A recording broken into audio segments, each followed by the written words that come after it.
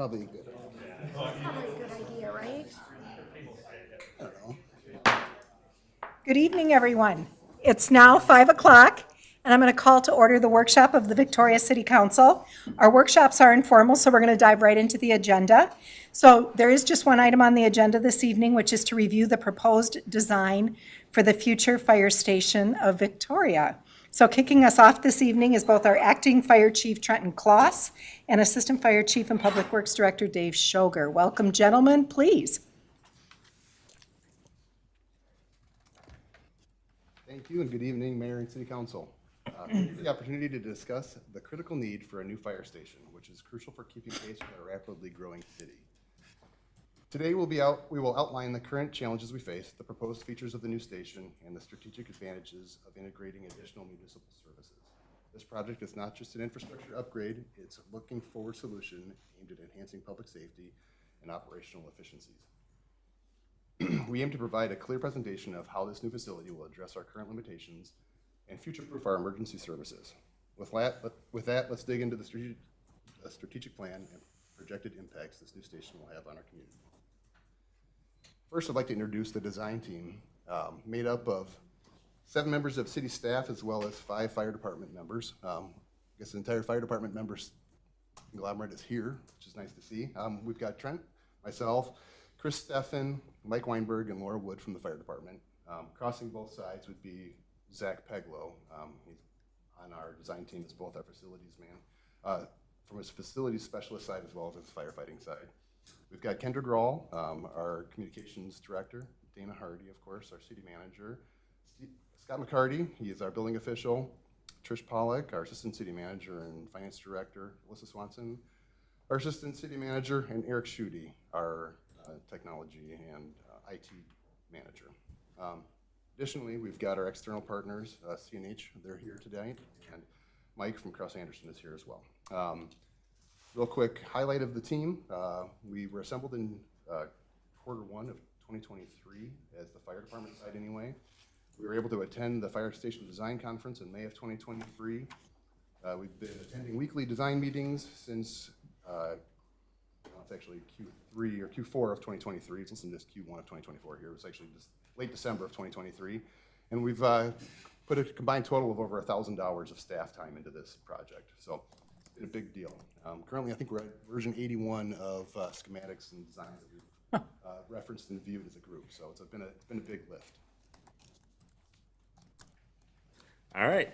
Good evening, Mayor and Council. So I'm going to kick it off with one of the first things this station design team focused on was creating guiding principles. It's one of the things that we heard from other fire departments when we toured and talked to their design teams was something important to hit early on in the process. So when we came to those tough design decisions, we're able to fall back on these guiding principles. As you'll see when CNH presents the design later, everything in this fire station correlates to one or more of these guiding principles. So, and then you guys, as City Council, adopted these 8 guiding principles late last year as to show us kind of how we're going to move forward in this project. So just to remind you, the 8 guiding principles are health and safety, sustainability, adaptability, design, training, history, maximizing value, and community engagement. Like I hit on, everything that's in our design ties back to one of these, if not more, guiding principles. And really the big goal of this is to not just design a facility for today, but to design a facility that's going to last the test of time. We're designing a 50-plus year facility, and we're not looking just at the needs of today. We're also looking at the needs 20, 30 years down the line, being able to incorporate that into this design, so we're not coming back in 10 years looking to add on to this facility. This facility really, truly, as our design team believes, will be able to serve the city for 50-plus years. The new station is also going to serve as a model of future municipal buildings within the city. And it's really going to show the city's commitment to quality, sustainability, and really our main focus is focusing on the community. One of the things we're really excited about this facility is having that community frontage where we don't have that today. We don't have the ability for the community to walk in, and talk to our firefighters, and that's something we really want to strive in this facility, and also have ability for community to rent space in that facility. We want it not just to be a place for our firefighters, but a place for the whole community.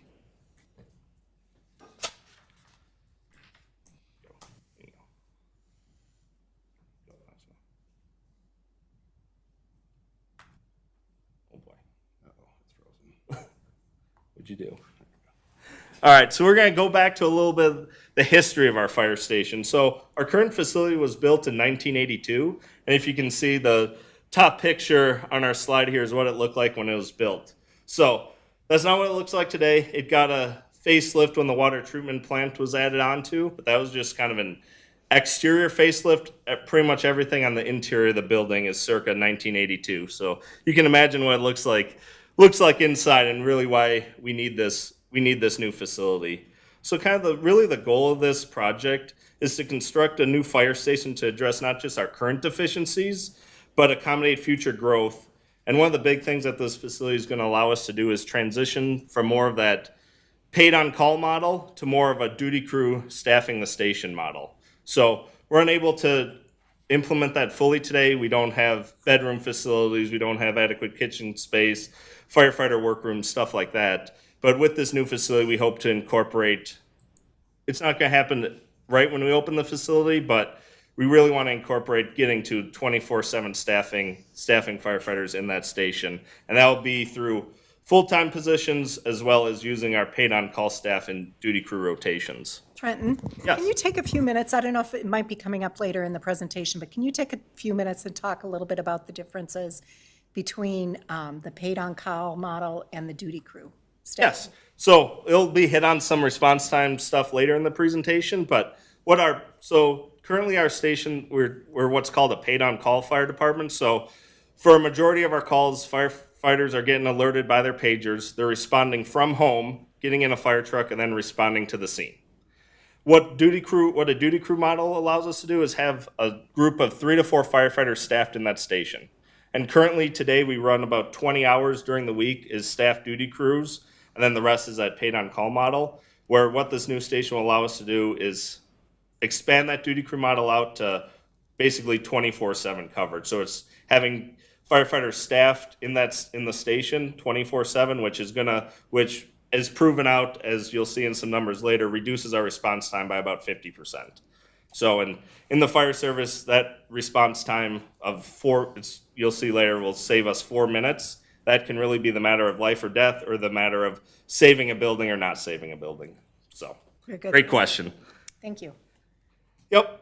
So this new station will also centralize a lot of our key municipal services. So not only will the fire staff be stationed out of this building, the building department will also be moving to this building, as well as it'll serve as a satellite station for the Carver County Sheriff's Office. So instead of being office currently in the basement of City Hall, they'll be moving to this new facility too. So it'll create better synergy with all those groups, and it'll take some pressure off of other city buildings also.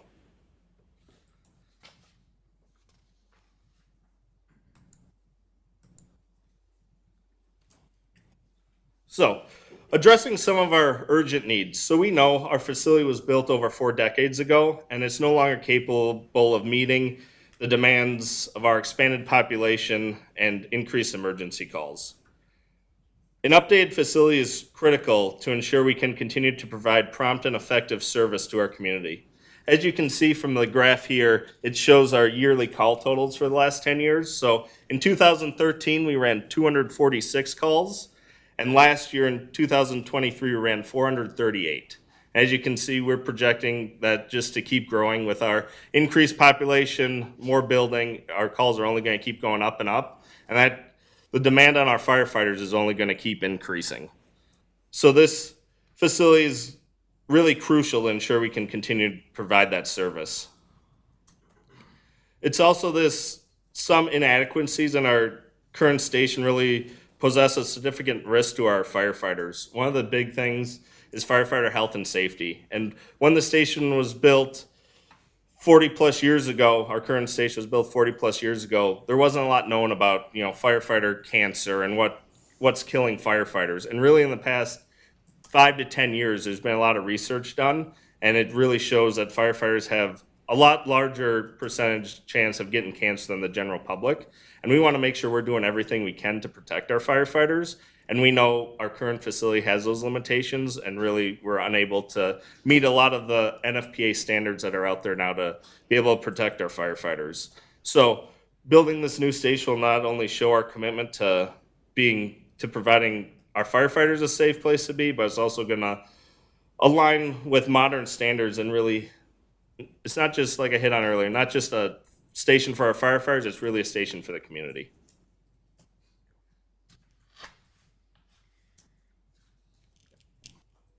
So after identifying the need for a new station in our 2021 citywide space needs assessment, we've taken proactive steps to secure land and begin the design process. These efforts reflect our commitment to strategic, timely improvements in our city's emergency response infrastructure. We've made significant progress with the land acquisition and initial design phase already completed, setting the foundation for the next steps. Our collaboration with the experienced architects that the new station will be both functional and a point of pride for our community. I will point out here, the location of the facility is located at, the property that we purchased is near the intersection of County Road 18 and Cochia in the northeast corner there. Our current station faces significant challenges, including space constraints, outdated facilities, and noncompliance with modern safety standards. These deficiencies impact not only our emergency response capabilities, but also the health and well-being of our fire personnel.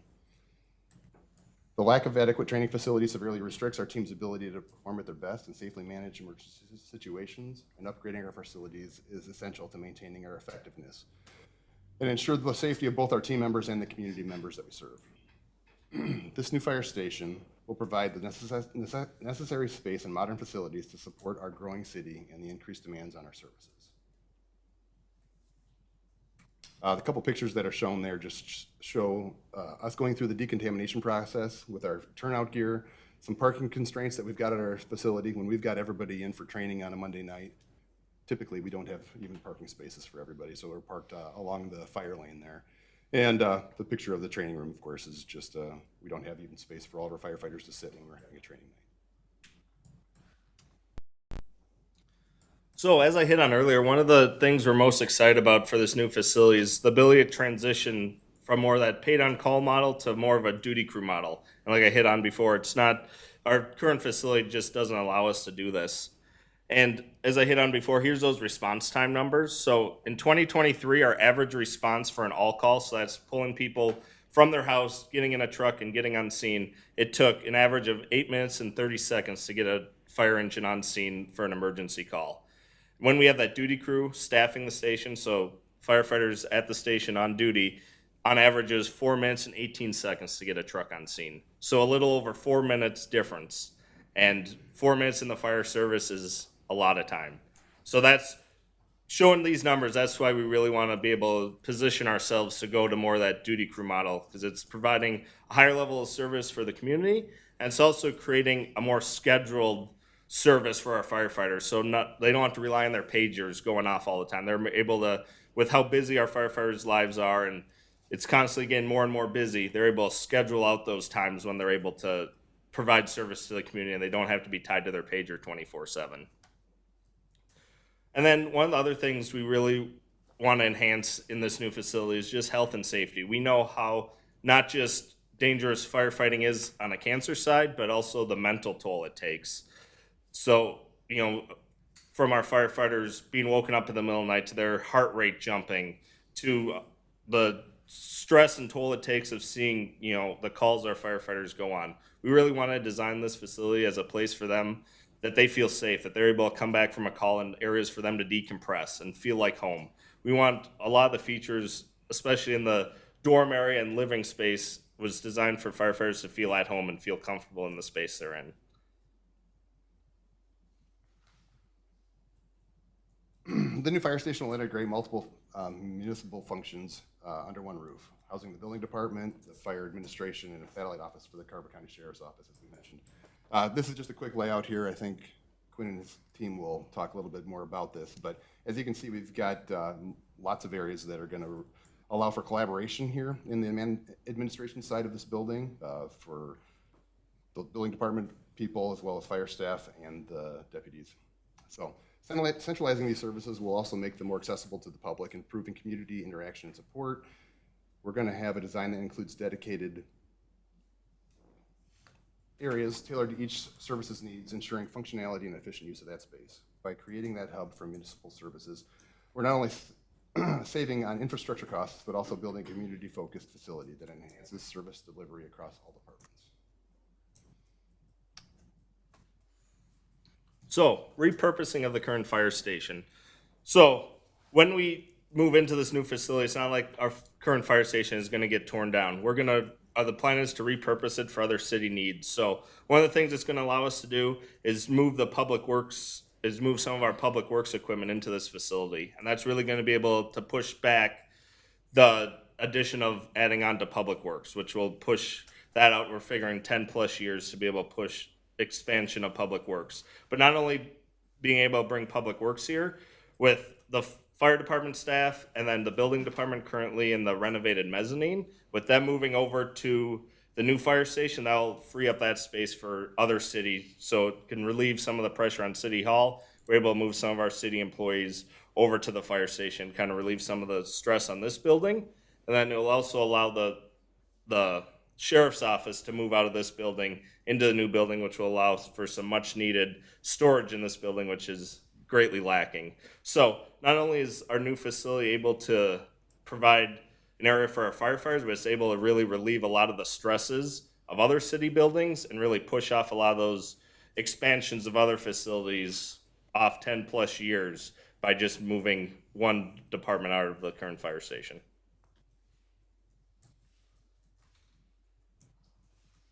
This next slide, Dana, were you going to take the next slide? I can do that. So, Mayor, council members, we have spoken with you, and we're not prepared to discuss the details of any specific costs at this point. That will come later this summer as we continue to progress through the design. The purpose here this evening is to just provide an order of magnitude. So last year at budget time, when we were looking at what realistically we could expect for a building of this size and scope, we put some assumptions together and we looked at a 30,000 square foot building, and we were looking at what was happening in the market. So current bids, current projects, going back, looking over the last 1, 2, 3 years, and then making an estimate from there. That's how we came up with the $16 million that's identified in your capital improvement plan for this facility. As we look at what's happening in today's market, and we all know that today's market has been, the bidding market and especially capital projects have been trending upwards over the last few years, and we're kind of in uncharted territories in some ways. We are starting to see a little bit of normalization of the market this quarter, which is good for us. And we are through this process, what you will see, we ended up adding about 10,000 square feet. So we're looking at a 40,000 square foot design concept at this point. So approximately from $16 million to a $20 million construction cost. Total project cost, 20 to 26 million, is probably something that we need to be thinking about in this market. And so a few things that we are discussing as a team. We've got some strategies. One of those strategies is to try to time the timing of the bidding market, try to time when we go to bid, so those bids would be in our favor. And we are going to be, right now we are on target to be going to bid, should the council, should you approve that project later this summer, at the most favorable times that we could. And Kraus Anderson, if you have any specific questions, Mike is here and can answer more specifically to that, but just generally speaking, we're gonna be going to bid at a very good time where we will have competitive bids. Also, the other things that we'll be looking at is what kind of alternative sources of revenue we could be looking at. so we're not just relying 100% on bonding, although that will be the primary source of revenue for this project. Things that we're looking at, grants, donations. And then also we did make a request with Congressman Emmer's office for federal funds for public safety related funds to be used for this facility for fiscal year 25, and we did receive notice that unfortunately our request was not funded. So it's something that we discussed internally, and should council want us to explore that again, we would be willing to make application for those appropriations for fiscal year 26, because we feel like there still would be an opportunity to spend some money in 26. Construction is estimated to start in 25 and be completed in 26, so that could be something that we could try for again. And then there are some other things that we'll be looking at. So bid alternatives. And so what kind of alternate bid strategies, and that's where Kraus Anderson will come in hand and will walk us through that process. So as we come into the summer and get closer to that bid date, those are things that we're going to be spending more time on. Just to try to bring those costs down. I think that's about it in terms of just order of magnitude for this, unless there's any specific questions. Just a question on the federal funding. Did they give a reason They did not. why or Yeah, we do any have detail or? a call scheduled with them, so we'll get some more information and feedback specifically to what we can learn for future applications. Okay, thank you.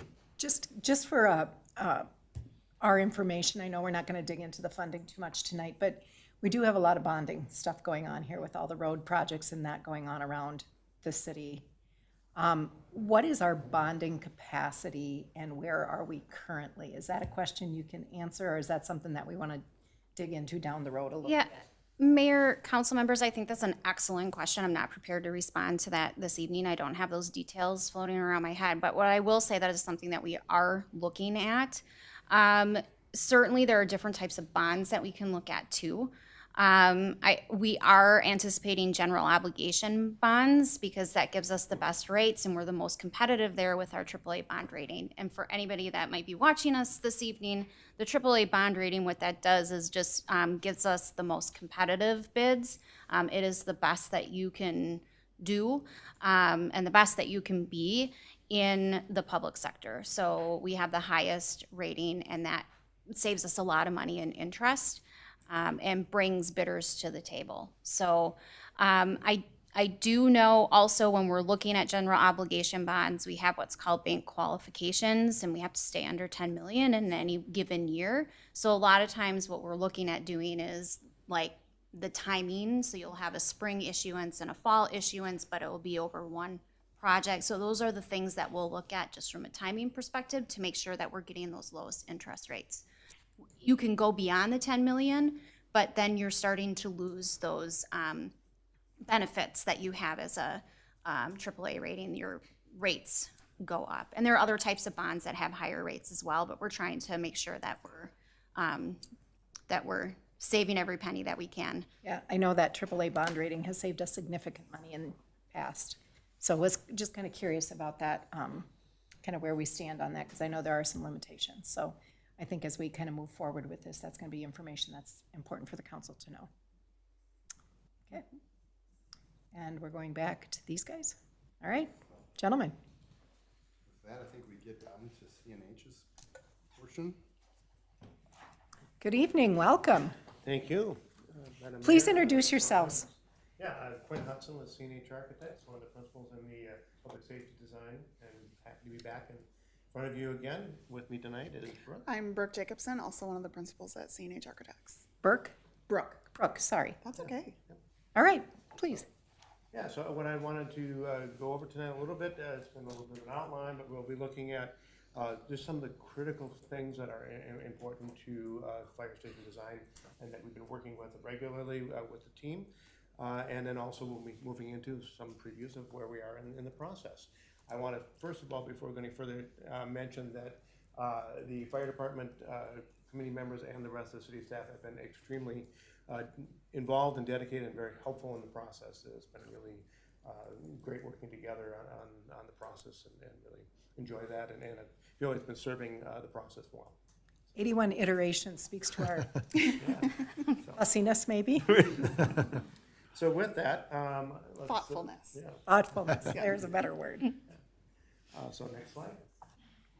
So on the firefighter health, it's been brought up a little bit already tonight, that this is a diagram of what we're looking at for your station, but it shows that hot-cold zoning. So the concept being, that when the firefighters, both with their equipment, apparatus, and themselves come back from an incident, they can be covered with toxins from the fire. It both, again, on the apparatus, on their gear, even on themselves.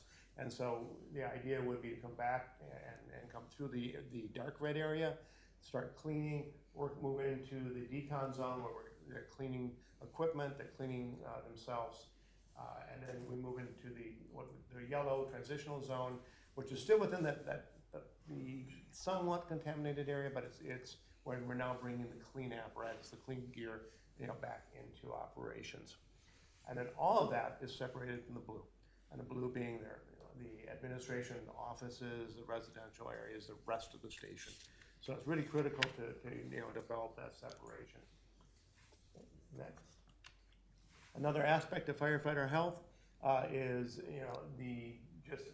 again, not only the toxins, which we're kind of showing in the first images, but other ways to support health, which include mental health, just physical health, and things that helps prepare them. And so that can be workout areas, it can be stretching, relaxation, core strength building, it can be areas to relax, and it can also be areas that we are reinforcing sleep, especially when that duty crew approach starts and there are firefighters that are having longer shifts.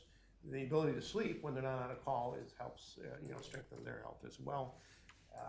And just all these different things I think we're thinking about in the process as we're going through the design of the project. Okay, next. And then another major thing that we're looking at is another element that simply isn't there. And just like the health items, and as the staff had mentioned, when this station was built, we didn't know anything about the health issues with firefighters. That has changed a lot. Same thing on the firefighter training. Back then, it was very unusual to have training features as part of the facility. Now it's standard, and it's a part of giving them the opportunity to be able to train physically on some of the things that they'll be out on sites doing, and doing that in a way where they can do it at the station, where they can quickly drop their things and respond if there's a call, so you're not taking people off duty, but it's really providing that efficiency of doing it there. So that's another aspect we're looking at as we do the design process. So with that, next slide. So I'll introduce you a little bit about how the building's laying out on the site, and then Brooke will cover the rest of the design process. So here's an image of the site plan. It shows County Road 18 on the bottom right side, and then Cochia Lane on the left, and then of course the Holy Family School aspects from that up in the upper right. The building is centered, in that portion of the building. We're on the bottom left. We're avoiding the gas easement, of course. We're maintaining on the upper left the woods and the hill and as much of that native area as we can through that area. But the main entrance to the site will be off of Cochia on that left side coming into the site. That allows then first any guests to park up in the upper gray area. So that would be public, other city staff, the building department, things like that would be parking up in those areas. And then on the hatched areas would be the apparatus returning and coming into the station, and then responding out of the station to the upper right. And then they would respond out onto County Road 18. Part of what we're looking at in County Road 18 aspect is if we are looking at just responding in that direction, that is not something that's going to drive additional changes to County Road 18. If we were actually entering the site from that side, it would have driven changes to turn lanes and other things that the county would have been insisting on. So, but I think it works well, and this approach as well, separating, which is something we're always looking at, separating response from entrance. That's adds safety in the design of the fire station in that approach. Quinn, can you hang on just a second? Gentlemen, you guys have a mouse over there where you can kind of show us the flow. Would you do that for us, just to help us out? And talk through that when you respond to, as you're coming into the, So here's where, yeah, go ahead. Sorry, Gwen. coming into the facility there. Yep, so they're entering off of Cochilla. That's where all firefighters will respond to the station currently, and go for training. And when apparatus return from a call, they would enter off of that Cochilla as well and enter into the site. Okay. And then when you respond, you are leaving the station. Okay, Yep, they're leaving the east side and then exiting onto County Road 18. got it. Okay, thank you. So that's most of the site plan. Probably the only other thing that we haven't shown that we are looking at some amount of on-grade stormwater storage. We can see the ponding along 18 on that east side. There will also be some additional underground storage given capacity. So with that, Brooke. Yeah, and just that we are maintaining the native areas up in the upper portion of the site. Probably another piece is we are looking at connecting a pedestrian path to that upper area so that any flow through that direction has a place to go, and doing it in a safe way without crossing response areas. So, okay. All right, so what you're seeing here is our first floor plan. To get to this point, we started with a program of space needs. So we went through and talked about what are all the ideal spaces that the department could utilize now and well into the future, and what that ideal size for those spaces are. And then we talked about what are the right adjacencies for all of those spaces. We went through those numerous iterations that were mentioned earlier, moving colored boxes around to get the right operational flow for the station, and kind of came down to the layout that you're seeing here. And so what we're showing here is kind of the different larger categories of the facility. So as you enter in on the kind of southern, that light green color portion, that's more of our public space. So that's where the main entrance is. There's a lobby space that will showcase the historic apparatus and other history from the fire department. And then we have a classroom and some meeting rooms and restrooms in that space. If we move up to the dark blue, that's our admin office area. So that consists, as they mentioned earlier, not only of the fire admin, but the building department and an office for the sheriff. Then as we move into the light blue, that's what we call our station office. So that's mainly spaces utilized by the fire department itself. So there's some storage spaces, locker rooms, fitness areas. Quinn mentioned as part of that health and wellness, which leads directly to the exterior fitness, a firefighter workroom, on deck space, and additional support spaces. Then as we move into the red color, those are the two sides of the apparatus space. We have 4 single pull-through bays on the left side. On the far right side of the plan, we have 2 double deep bays. And then between the 2 bays is where we have our support spaces that tend to be storage, decon areas, turnout gear, and our hose and training tower. So I'll move up to the next plan. As we move up to our second floor plan, staying on the right side of the plan, again in that yellow, it's that support space, but it's all dedicated to mostly training with a little bit of storage up there, some of that for training purposes. And then the purple is the main residence area for the fire department. So this includes their day room, dining and kitchen, some laundry spaces, as well as the dorm suites, and then a wellness room for some of that stretching, potential yoga area on the wellness side. Okay, just a question. The laundry that you're talking about in the residence is different from the laundry area for the Yep, returning gear. correct. So downstairs on the lower level is the gear wash decon, and so that has the larger heavy duty equipment used for washing their turnout gear and drying it. There are some small residential washer and dryers there, but those are for regs for cleaning the trucks and things that are more on the hot decon side of things. Up here on the second floor is strictly for linens used in those dorm rooms, towels, things of that. So we want to be very conscientious of keeping those completely separate. Good, thank you. Yep. All right, so then from those floor plans, then we started to develop, once we had the overall layout of the building, what the building will start to look like. So we have a couple perspectives from kind of each corner of the facility. So this is the northwest perspective. So this is the main entrance, kind of in the middle where you see those large columns. On the left side of that is the main entrance, and then the arched areas to the right is views into the lobby space, where you can see that historic apparatus displayed. And then moving to the left side of that, we move into what that admin area office was shown in blue on the floor plans. So that's the building department there, and then the very far left, it gets more into the fire admin specifically. We're looking at using a handful of materials. We have a couple different various sizes of unit masonry and a fiber cement composite wall panel system that we're looking at. So we're currently working through different colors and what does that actually look like.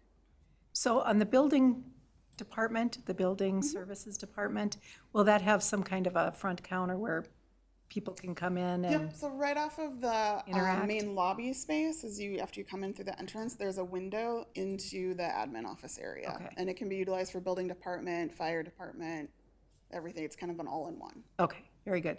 And then the second question I have about that is, what's the capacity of that community room? What kind of capacity are you planning for that? Like, Yeah, we were planning for at like training tables and chairs, Yeah. 50 people. So Okay. if you go down to just chairs, it can be more than that. But that's what the target we were looking at. okay, very good, thank you. So if you want to go to the next slide. So moving over to the northeast perspective, just shifting away from that front entrance, we're seeing more of the fire admin at that front corner. You can see the building department to the right where it says Victoria Fire Department. And then started to show that east side where we see the exterior fitness. There's a taller stair tower. You're starting to see more of the residents up above. And then it moves from there into the apparatus bays on the far left side. And then from that southeast, so if we're closer down to County 18, looking back, you can see the east side of the apparatus space and that center support space. We're looking at including the original bell as part of those front towers there in the middle. And then you can see the station office and admin office in the far right side of the screen. And then lastly, from the southwest perspective, again, this is without any elevation. We're not showing that yet. But this is from the southwest off of kind of County Road 18, looking at the west side of those apparatus bays. You're seeing in the center there, that's the hose and training tower. So it has various training windows and a balcony for them to train off of. You're seeing the variety of apparatus bays. And then the kind of back side of the classroom is that lower level on the left with that residence in the middle above that. Can I get you to back up one slide as I add one overall goal? And we went through all, what the images are now, but just in the design of the exteriors, one of our goals was to reference historic feel and have some traditional elements to that. That's why we have some of the arches and some of the pilasters and some of that brick elements, but do it in a clean, progressive way in a sense as well. So we are looking something that's more timeless and looking towards the future, but not at the same time not forgetting about the history and the traditions of Victoria. So just to give you a little overview, those were important things that were coming in different options, and so that was really a part of how we ended up with this type of this image we have. We talked a lot about wanting it to feel like it's been here a long time, but that it's a newer facility. Thank you. Council questions for these folks before we send them back to their chairs? Yeah. Ms. Hardy, please. Thank you, Mayor. Members of the council, I'm just going to jump in here real quick before you move on to next steps. There's a couple things I just want to highlight. So maybe just looking at this slide, the southwest perspective. Not sure if you noticed this, but one of the unique things about how this building is situated on the sites is that this building will actually have 4 fronts. And so it will be visible from all sides by road or by pedestrian. So you can't just tuck something in the back and not spend a lot of time not paying attention to it. So there's been many hours by the design team and many, like, very thoughtful about how this building's gonna look from all sides. So that's really a cool thing, but also a challenge in many ways. So I just want to give kudos to the design team on that. The other thing I want to say relative to how the building is situated on the site, and Dave, if you could go back, I think it was slide 21. So there were many iterations that we looked at to the placement of this building. We had it flipped, we had it moved north, we had it moved south, and we looked at many different iterations and different site plan options. We landed on this option. Number one, the circulation was pretty spectacular, and when we saw that, we were like, yeah, that is the one we want. But I also want to point out 2 bonuses from that, and they're great things, but also really made it got us to the point where, as a design team, we were like, this is the site layout. Number one, we can reduce, as we're looking at being fiscally minded and saving where we can, with utilizing the native landscape that exists today, and preserving that to the extent that we can. And the plan is to preserve as much as we can reduce our landscaping. And that, of course, is a very expensive part of a project, and so that does result in cost savings for us. The other piece, even more significantly, is having to do with access to County Road 18. So with us making a decision with this layout that, as you saw earlier, the emergency vehicles only exit onto 18, they return on Cochia Lane, and all the public traffic comes through and accesses the site off of Cochia Lane. That actually is gonna save us about $500,000. If we were to have that be a public access, even if it were for firefighters who are responding to the scene, or an in and an out, not just an exit, emergency vehicle only exit, we would have had to create turn lanes off of County Road 18 to access the site. So that does save us about $500,000. So I just want to point that out, that was because of the hard work of the design team, which includes not only the staff, but Kraus Anderson and CNH. So this site layout, we think, not only looks great and serves the building well, but actually reduces our costs right out the gate. So I just wanted to point that out.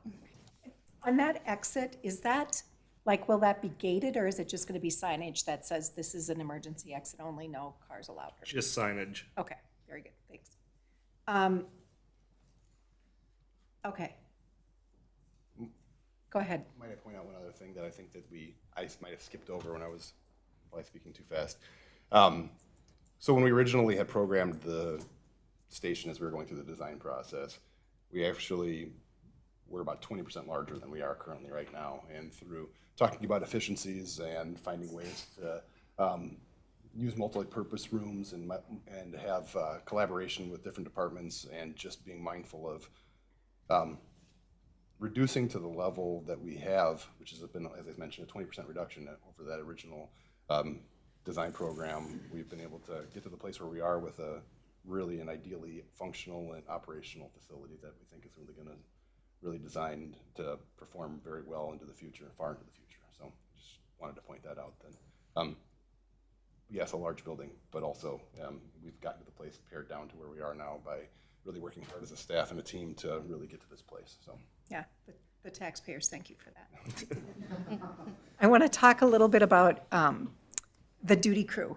Yeah. So, you know, I really love that model, and as the more we talk about it, I wasn't very bought into it, but the more we talk about it, the more I love what that does for our firefighters and just their work-life balance, and knowing when they're going to be able to be on duty and not on duty, and they don't always have to wear a pager, and everybody rush to the fire station, and you've got 20 people standing around while 4 people respond. So I love that idea of the duty crew. I think in the long run, it's really the right way to go.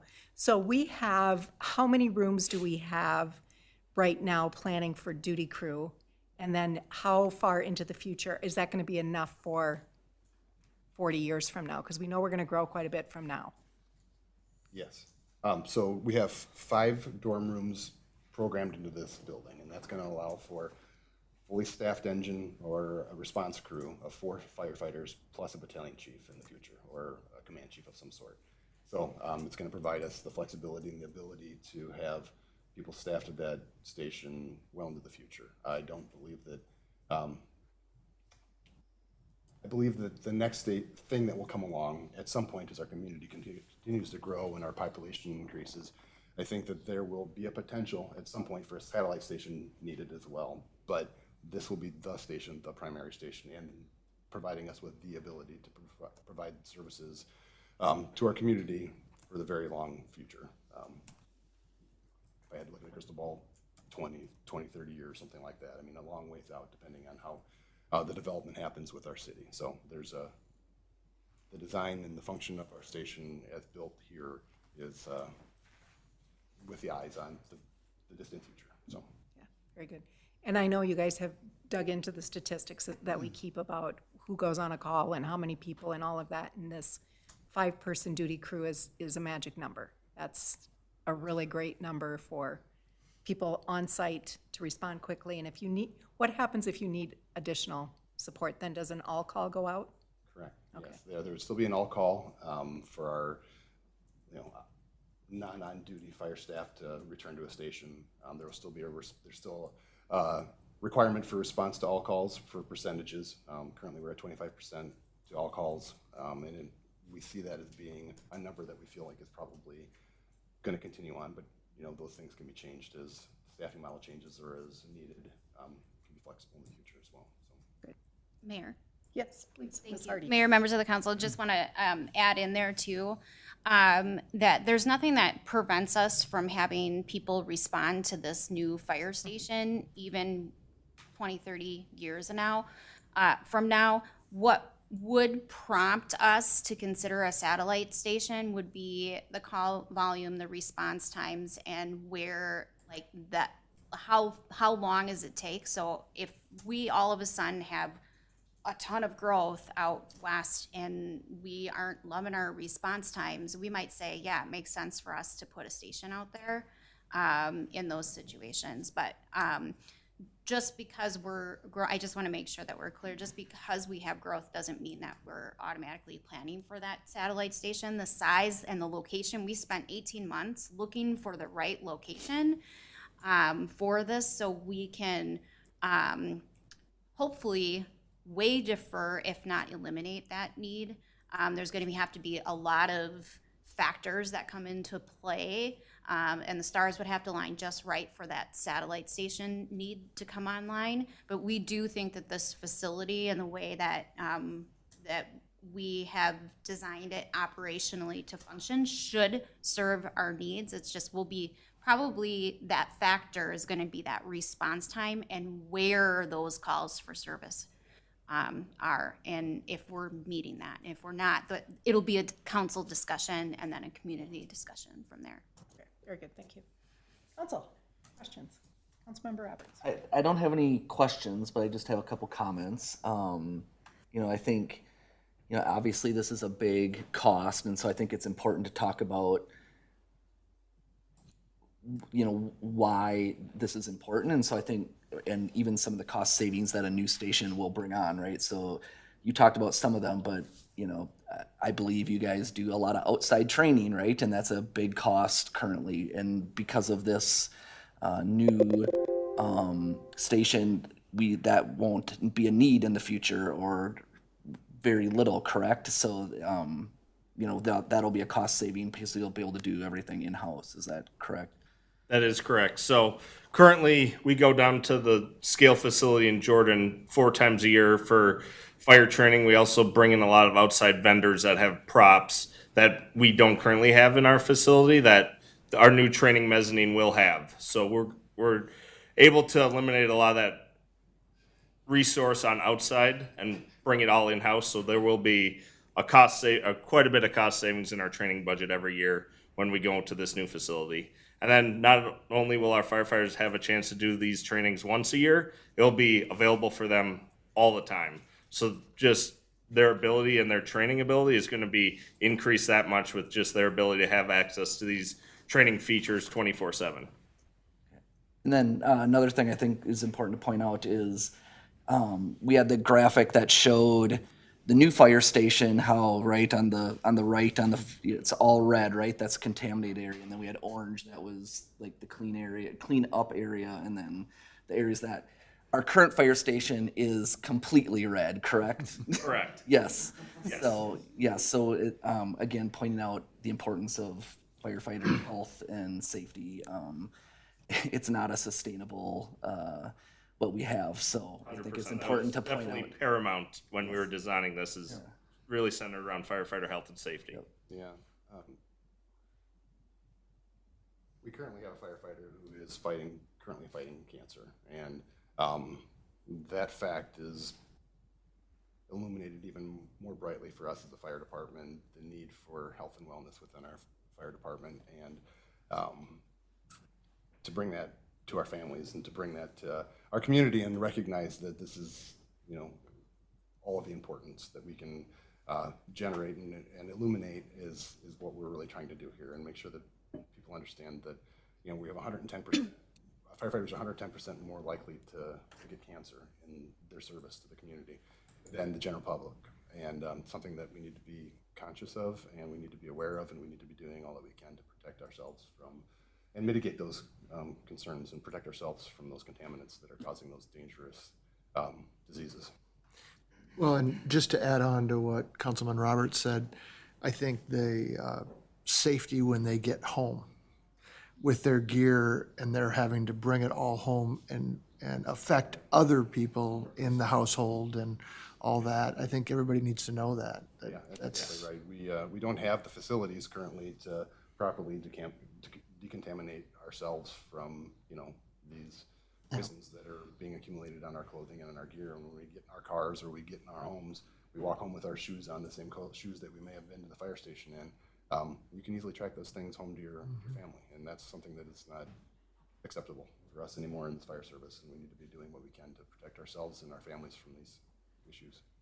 And just for the public, if they're not familiar with the layout of the fire station, right, we're not just talking about the fire station, but the upstairs where the building department and the conference room that can be, right, like that it's not just the fight, right, we're talking about the entire building that, lots of people use. So my only other comment would just be, again, obviously we need to be budget conscious and we don't want to go overboard, but I do think it's important when we start looking at the outside of the building and what it looks like and the materials we're using, just making sure, we have those materials that are going to stand the test of time, right? Look, the elements.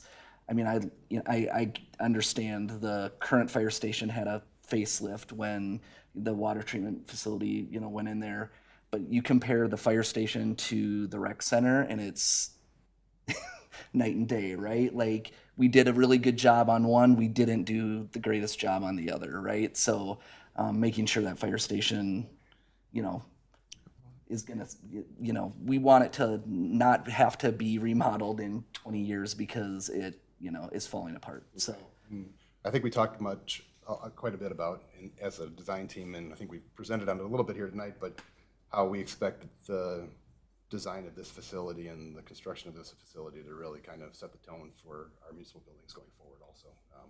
It's really an ideal place, an ideal location with, I think, really beautiful materials that are going to be built, like you said, to stand the test of time, and with a conscious decision to design it in a way that hopefully is attractive in the future as well. So. I did think of one other question, sorry. When you talked about the future use for the current fire station, will that potentially be able to take away the old public works, right? Like I know you talked about saving use from adding on to the current one, but will it also help you know, we know that facility is not in great shape. Correct. Yep. Yes, and it's not a permanent fix. If you were replacing one for one, it's not going to be a permanent fix forever. You are gaining some square footage with the the current fire station over the old public works shop. You know, eventually, if you were to eliminate the old public works shop or that what we're using as cold storage now facility, you're going to have to add some storage somewhere, whether it's, you know, on that facility or at the current public works shop, eventually. But the goal is to be able to, you know, use this space for not just storage of our equipment, but also office space for our public works staff and our utilities group specifically. It's going to be really slow down that requirement and that need in our space needs assessment for that public works facility going forward. Ms. Hardy, you have something to add to that? Thank you, Mayor. Yes, I do, and Dave did a great summary. But the one thing that I'll add is we're thinking about being fiscally responsible and really looking at how do we keep the costs of this building down, but still make sure that it's a quality building that's going to serve and meet the needs of the community in the future, well into the future. One of the options that we could consider that could end up being a funding option for us is if you were to sell that property. So there is a possibility for the council. We have clean title to that property. That happened a couple years ago. So as we decide, as that building, as soon as that roof is done, it's at the end of its life.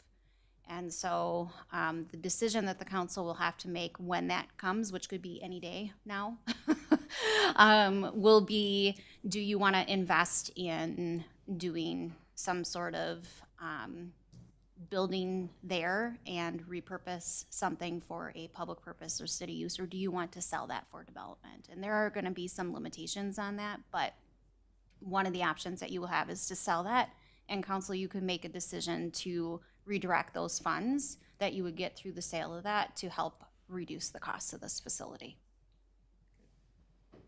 And this year, speaking of the rec center, correct?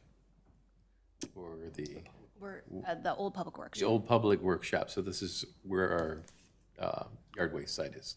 Correct. Thank you for clarifying that. You're welcome. Other questions or comments? All right. I just want to sort of point out the comments that we're at a watershed moment with this. The $20 to $26 million number is a huge knock the wind out of your lungs number.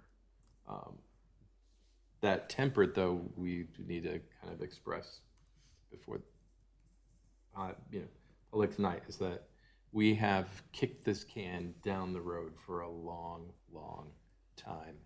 And the rules of the game on this have shifted. It's no longer a business of just find whoever wants to come and run with a ladder towards a burning building.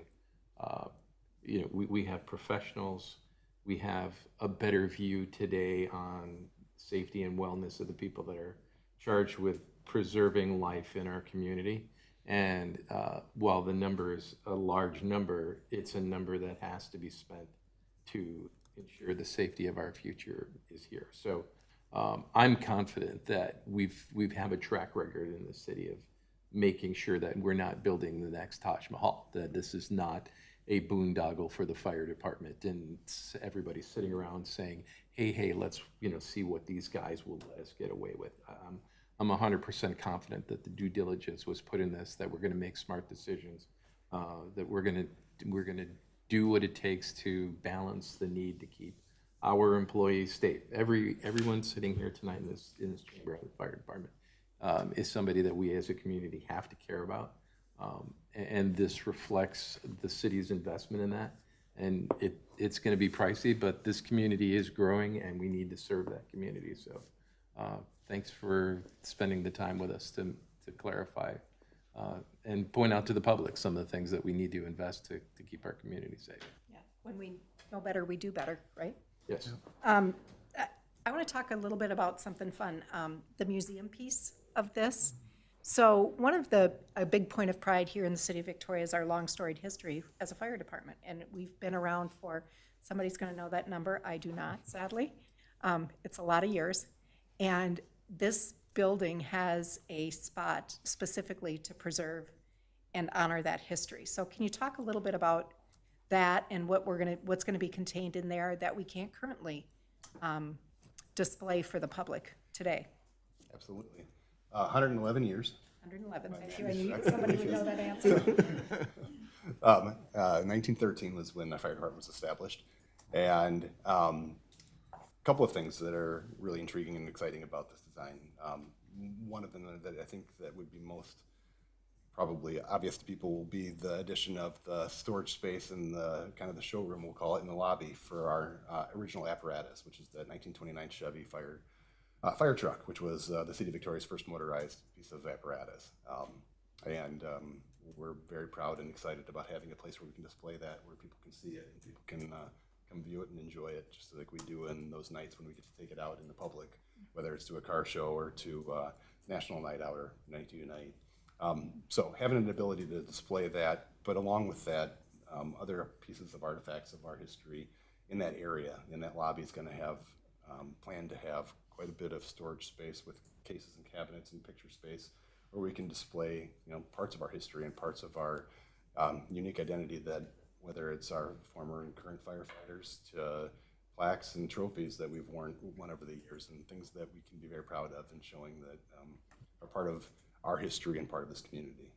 In addition to that, I will also say that for me personally, one of the greatest things about this design is the addition of the bell. So it's the original bell from the original fire station, which was located near the corner of Victoria Drive and Highway 5 currently. Where the original fire station was, there's a bell that is now swings in front of the fire station, the current fire station, but it's kind of tucked away in a place that most people don't recognize that it's there. But we've found a way to incorporate that into that southeast view of the building and have it hanging from basically a new tower for that bell to kind of show that connection to the history in the past with our new fire station and the old. So, Good. Thank you for that. All right. Other questions or comments, council? Just a general comment. I mean, you guys have done great work, excellent work. The designs are great to look at. If I were to say, hey, I want to go look at every fire station's unique, but what fire station should I go or somebody else from Victoria go to see that would mirror this one around the community or come close to it?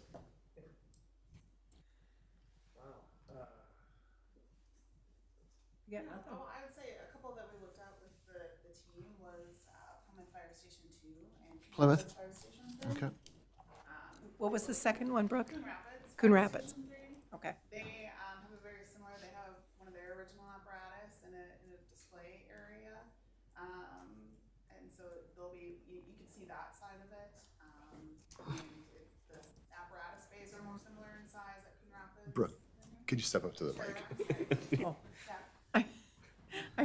I'm Alyssa's standing back there doing some crazy sign language that I don't speak. She was stretched And out. now we know what she needs. Okay, so I'm sorry about that, Brooke, yeah. No, so Plymouth Fire Station 2 and Coon Rapids Fire Station 3 are good examples. Those are two that we toured with the design team along the way. Coon Rapids Fire Station 3 has their original apparatus on display, so you can see that side of it that we're talking about going into the lobby space.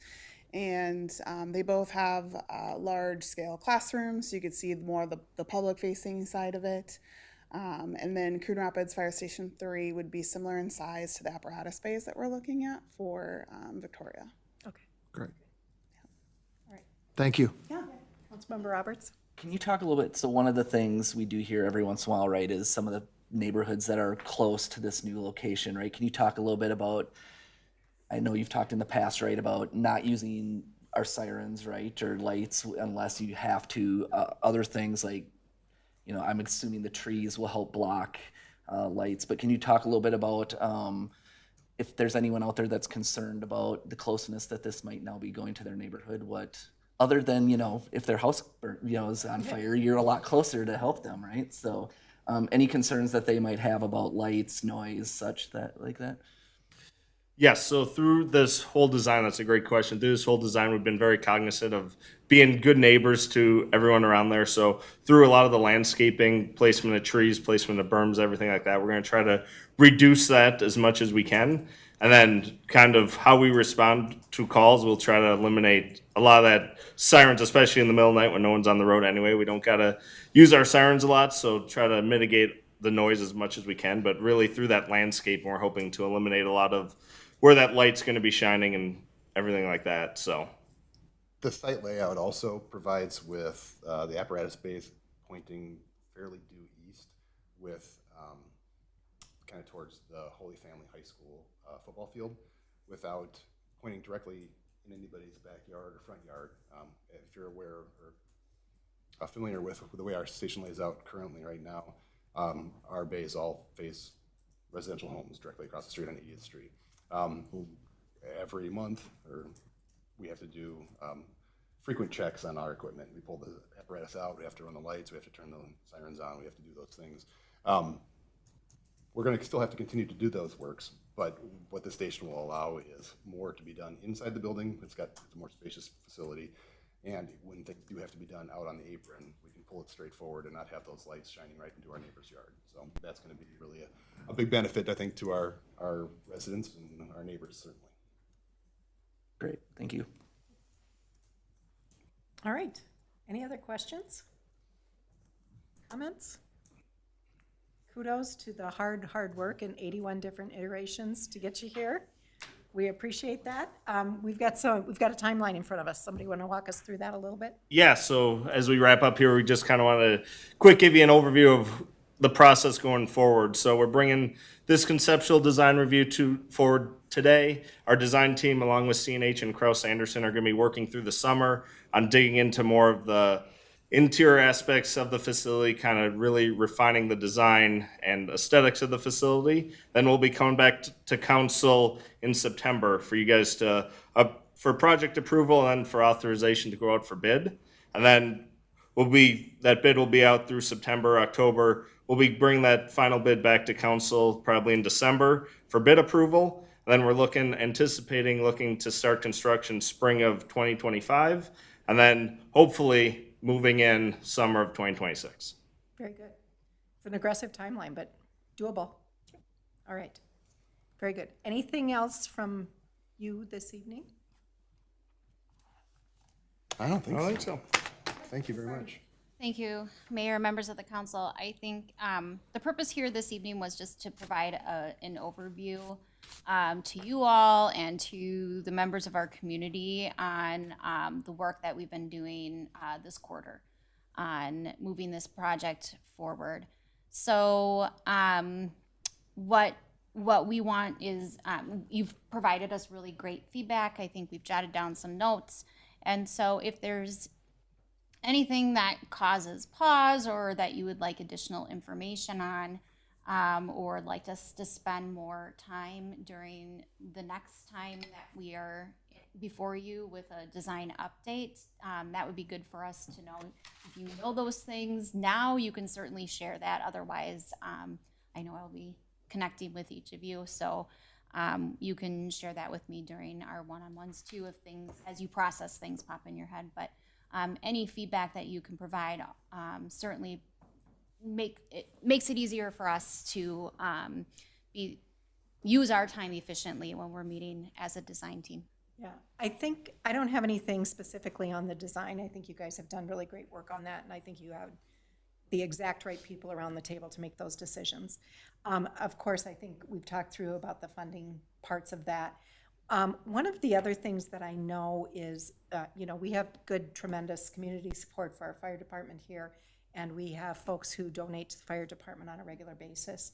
And wondering about any efforts to give people opportunities to, put your name on something at the fire department if you want to donate.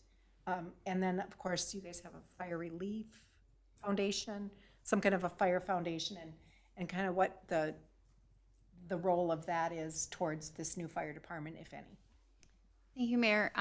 Great questions. And yes, those are certainly, as we look at our our available funding sources, all things that we've discussed and are considering. I'll provide a couple of examples on what other communities have done in terms of donations. So it's not unusual for appliances to be donated, or in the upstairs area where the day room is, to have a table or the chairs or the television donated either by businesses or residents or a group of residents, or just community support, public safety fire support / fire supporters. So those are all things that, as we continue to progress through this process, that will identify some options, and that if people so feel moved to want to do something like that, that if they want something specific to have that donation go to, that there's some options for them to do that. And we certainly would be happy to meet with anybody who would like to seriously consider making a donation for something in the building itself. We're usually looking at those FF&E items, so furniture, fixtures, equipment, just because of the majority of our process of our funds will be for the project will be covered out of bonding, and there's all sorts of restrictions related to that. So So more to come. more to come. Very good. All right. Any final thoughts, council? Great. Thank you to you gentlemen and all of you who worked so hard on this. We appreciate it. Thank you to the design team who has walked alongside us a couple of different times on some stuff here. So that's great. So with that, there are no other decisions to be made about this tonight. And there are no more items to come before the body this evening. So I will entertain a motion to adjourn. Motion. Motion to adjourn. Second? Okay, a motion by Councilmember Evansky and a second by Councilmember Reif. All in favor signify by saying aye. Aye. Any opposed? Motion carries. We stand adjourned, and we will reconvene in 20 minutes.